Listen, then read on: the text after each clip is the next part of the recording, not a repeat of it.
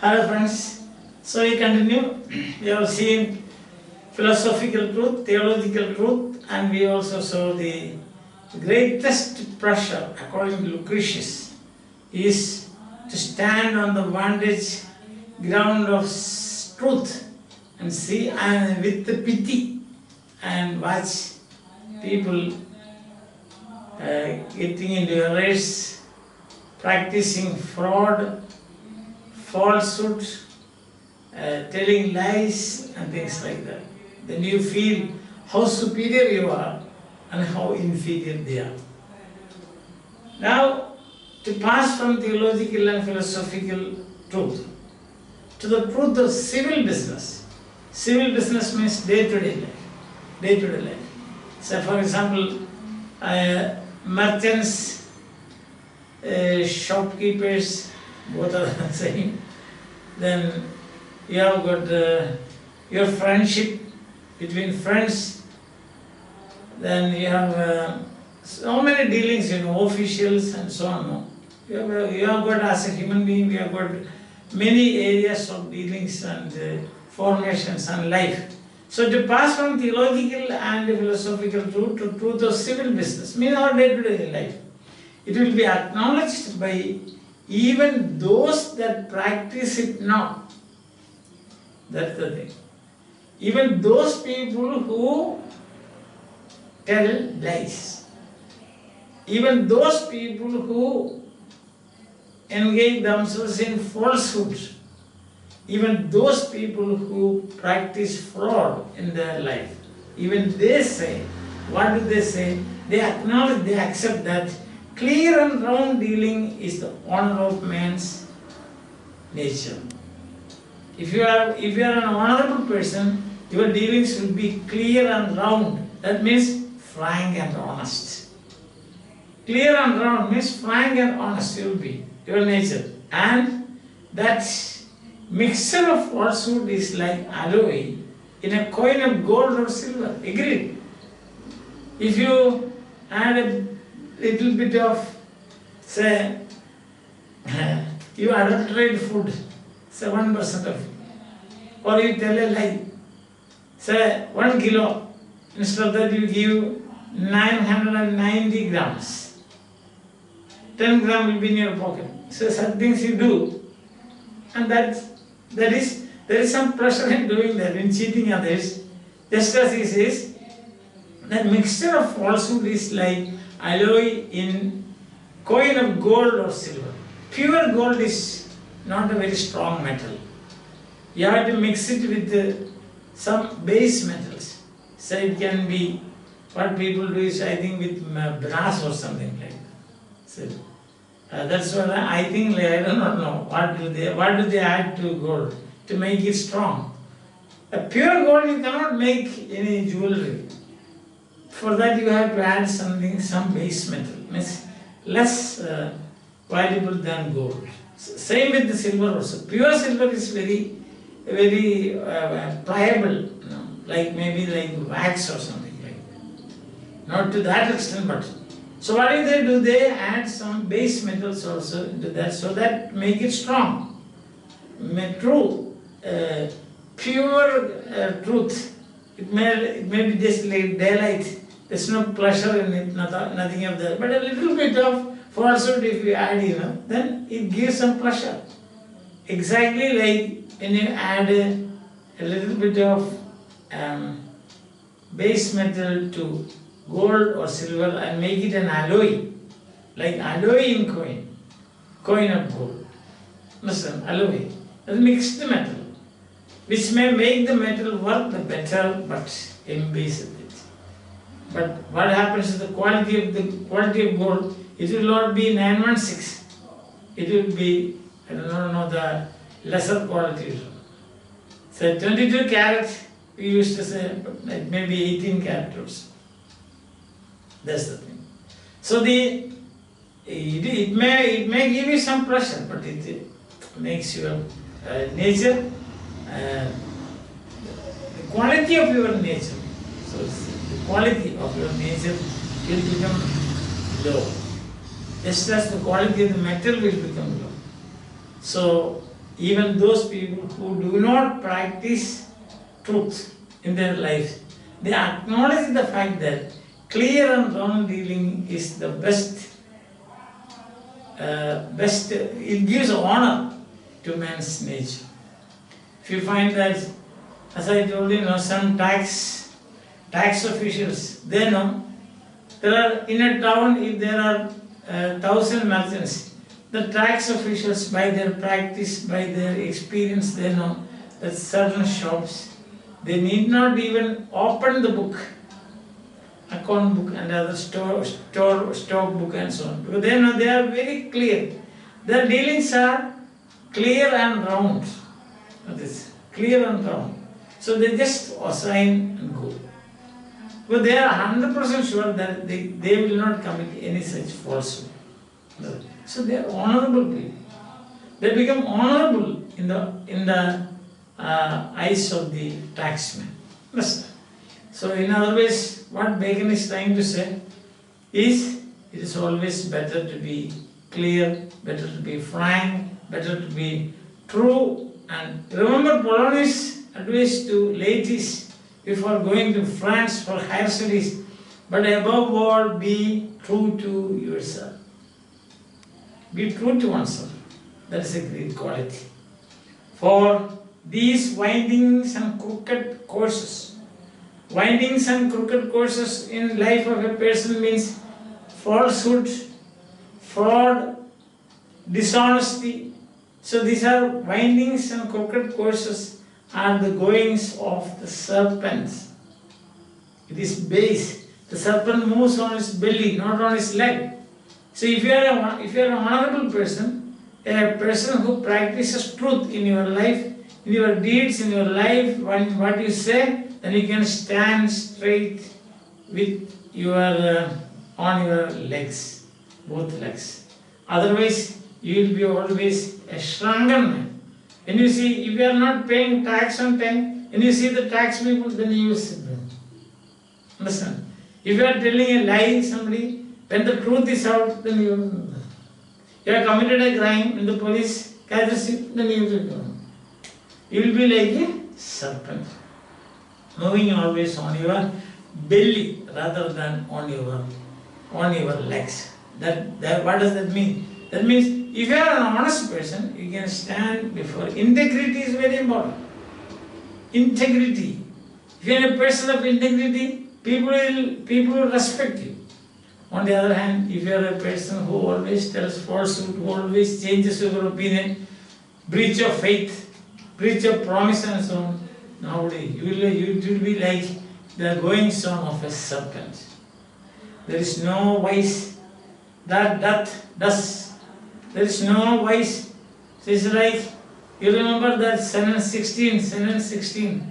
It is heaven on earth to have a man's mind move in charity, rest in providence, and turn upon the poles of truth. Just the opposite, diametrically opposite is, we can say, 19. There is no vice that doth cover man with shame as to be found false and perfidious. If sentence 16, if you practice, you can create a heaven on earth. Sentence 19, if you practice, you can create a hell on earth. That's it. There is no vice that does cover a man's shame, a man with shame, as to be found false and perfidious, false and cheating. Understand? If you are an officer, if you are caught for taking bribery, that is the worst thing in the life of that officer. So that's the case, perfectly. If you are a teacher, you are not engaging classes properly and it is found out by the principal and complaint given to the student, then that is the worst thing that a teacher can think of in his life. A lazy teacher who skips classes, there is no integrity for him. He doesn't complete his portions. He doesn't come on working days. Or suppose you have got 30 casual leaves If you take 60, you can convert that into 60 by taking half days. Understand that? Such kind of thing people do. And that's the worst thing that a man can do. Perfidy and false. A person practicing perfidy and breach of faith, falsehood, perfidy. And therefore Montaine, the father of essay, a Frenchman. The father of essay in England is Francis Bacon. But the essay form as such, that was actually originated in France, and the father of that form of literature, Montaine. So, and therefore Montaine saith means says prettily, very well. So Montaine says prettily that when he inquired the reason why the word of lie should be such a disgrace. Lie is such a disgrace on the character of a person. Disgrace means a very bad thing. Disgrace. Very bad thing. Already we have seen sentence 19, perfidy and false. There is no vice that doth cover a man with shame. See, you are taking bribe, and then the vigilance people come and catch follow. You will freeze in front of them. Worst thing that you can do. Opposite to charity. Yes. So he says, disgrace, odious charge. And why a lie should be such a disgrace and such an odious charge? Odious, that means something to be hated. Why is lie a thing to be hated? Who inquired about it? The father of essay, that is the Frenchman, Montaine. Michel de Montaigne. Yes. So he inquired, and then saith he. Saith means says, old form, says, he says. If it be well weighed to say that man lieth, if you say that a man lies, tell lies, he is as much to say that he is brave towards God and coward towards men. When you say lie, you did something false, and then it is discovered or it is found out by people, then you will feel, just now I told you, bribing. When the vigilance officer comes and catch hold of you, or he takes the money from you and then counts in the powder and it becomes red and all those things, you can see. Then that is, you will shrink. That is, you will become a coward. Feel like running away. But a lie is an attack on the face of God. That is it. So that is, he is brave towards God. Brave towards God there means, actually that brave is, it is used ironically. He is brave towards God and he is coward towards man. Because it is actually, a lie is an attack on God. Because God's nature is truth and honesty. So any deviation from truth or honest deeds, that is a challenge. You are challenging God. But in front of men, you become a way coward. And he says, for a lie faces God and shrinketh from man. When a lie is discovered or proved to be proved, then what will happen? You will shrink from man. So you are stolen 10 rupees. 10 rupees is nothing, an example. It's 1,000 rupees. And then you are caught. What happens is you will become a coward. And you shrinking. It means you feel inferiority complex. You feel that you are a sinner. You feel that you are a bad person. So that is shrinking. But faces God. Means it is direct attack on God. It is challenging God, telling a lie, because God is all truth and all honest. All truth and all honesty. Therefore, if you say, deviate from this true path, or tell lies. It is just like challenging God. And the last sentence he sums up. He warns us that if you tell lies, practice fraud, and do deeds of falsehood, what will happen? You will be bringing upon generations of men the wrath of God. God is not angry, but God is, anger of God is, the Bible says, the wrath of God. Anger of God. We don't say God, anger of God will come upon, but the wrath of God will come upon. That is the word used for the anger of God. When God gets angry, that is, it's the wrath of God. Understand? So he says, surely the wickedness of falsehood and breach of faith. Wickedness of falsehood and breach of faith. Breach of faith, breaking of your faith, or going away, moving away from your faith. Apostasy, you can say. Or telling lies and practicing falsehood in simple language. So what happens? So both are wicked. So surely the wickedness of falsehood and breach of faith cannot possibly be so highly expressed. This is the only way to express the consequence of telling lies and breach of faith, committing breach of faith and practicing falsehood. Cannot possibly be so highly expressed means this is the only way to express. As in that it shall be the last peal. Peal means loud ringing of the bells. So the last loud ringing of the bells, end of the world. When God decides or the world comes to an end. If there is a beginning, there should be an end. The world will definitely come to an end. Then, end of the world, God will ring a bell, very loud bell. Then what will happen? That is a signal for the last judgment. As in that, it shall be the last peal to call to judgment of God upon the generations of men. Not this generation or that generation, but right from the very beginning. This is, of course, Christian theology. That is up to you to believe it or not.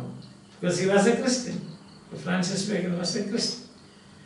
The most, I must say that something that is unbelievable is how could such a man become so corrupt in his own life?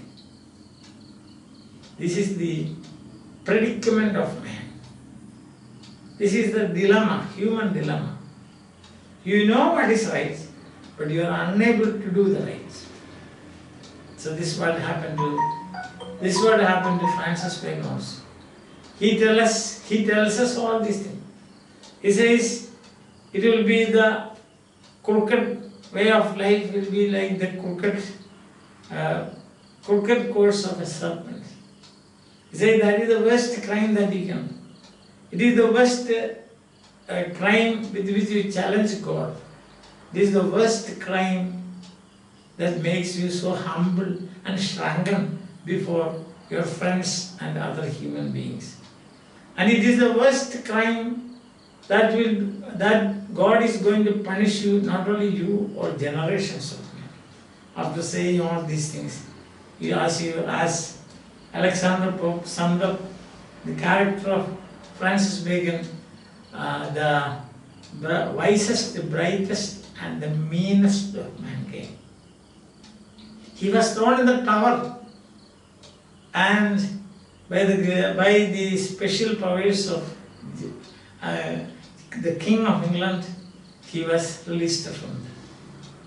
So he was punished for taking bribes. Such a man, such an intelligent man, such a wise man, what has he done in his actual life?